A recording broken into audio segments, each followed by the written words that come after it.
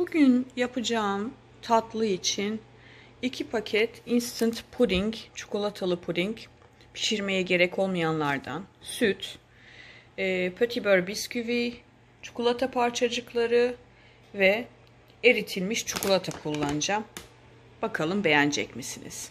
Pudingin üzerinde ki tarife göre 4 kap süt diyor Amerikan kapı olarak. Ben 3 kap, yani 2 paket için 4 kap süt kullanacağıma 3 kap kullanıyorum. Sütü biraz daha az tutun. Paketin üzerindeki tariften daha az tutun ki katı bir şekilde bir puding elde edin. Sütün üzerine 2 paket pudingi boşaltıp mikserde ezeceğim.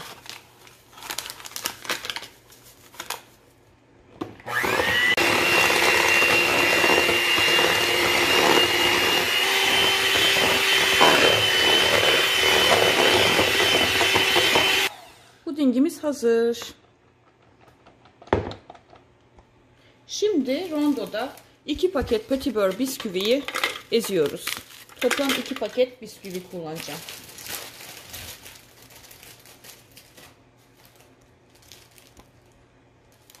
Şu anda tamamen 1 paket ilave ettim rondonun içerisine ve onu eziyorum. Sonra bir paket daha ezeceğim.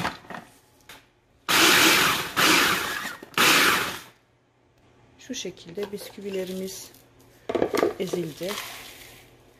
Şimdi ikinci paketi yapalım.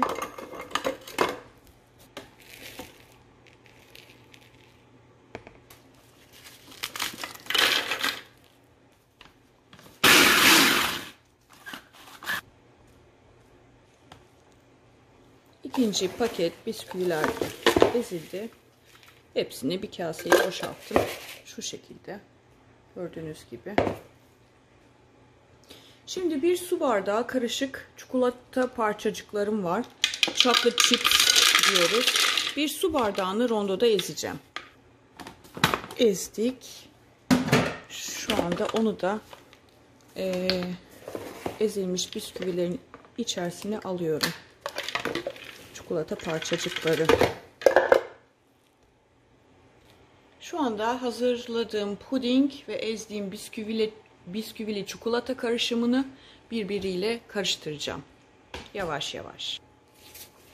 Yavaş yavaş. Aslında hepsini ilave edebiliriz. Ve güzel karıştıralım. Elimizle de yoğurmamız gerekiyor en sonunda.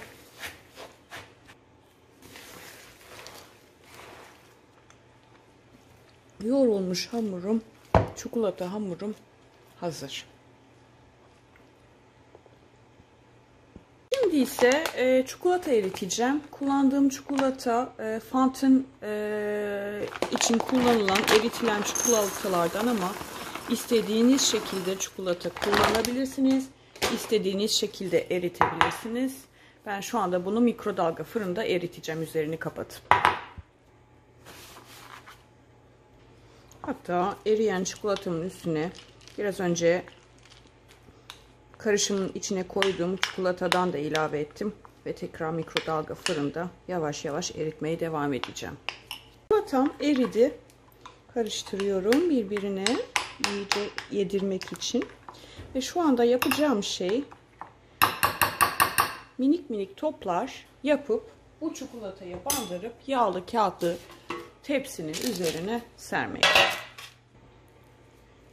Yaptığım bisküvili puding karışımından toplar yapıyorum.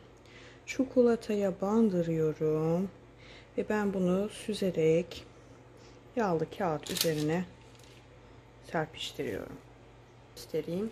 Top yaptım. Çikolataya buladım. Alıyorum. Şu şekilde. Ve yağlı kağıtlı tepsinin üzerine yerleştiriyorum. Aslında biraz ortalığı kirletebileceğiniz bir işlem. Şu şekilde çikolatalarımı süzmeye çalışıp tepsiye yerleştirmeye çalışıyorum.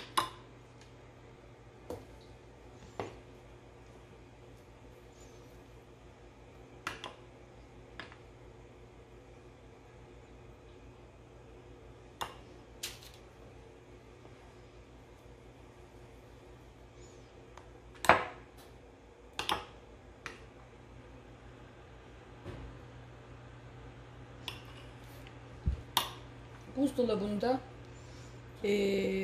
bu çikolatalı topları soğukta donduracağız. Sertleşene kadar. Tekrar bir tane daha gösteriyorum. Aslında kolay bir işlem ama ortalığı biraz batırıyoruz. Birkaç kere de elinizi yıkamanız gerekiyor.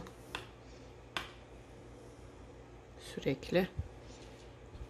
Yapmayı bitirdim. Şöyle aralıklı dizdiğim 2 büyük boy, yani orta boy, bir küçük boy tepsi. Bunlar daha kurumadı, yeni bitirdim. İlk yaptıklarım sanki böyle kurumaya başladı bile, çikolataları sertleşmeye. Şimdi bunları buzdolabına koyacağım. En azından 2 saat beklettikten sonra çıtır çıtır ısırabileceğiniz çikolatalı toplar elde etmiş olacağız. Afiyet olsun.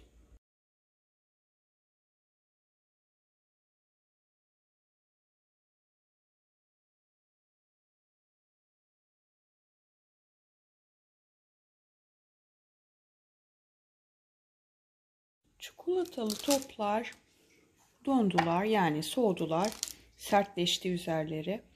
Şu şekilde servis tabağına alıyorum onları. Çok güzel görünüyorlar. Bakar mısınız? Şimdi bunu bir ısıralım. Afiyet olsun.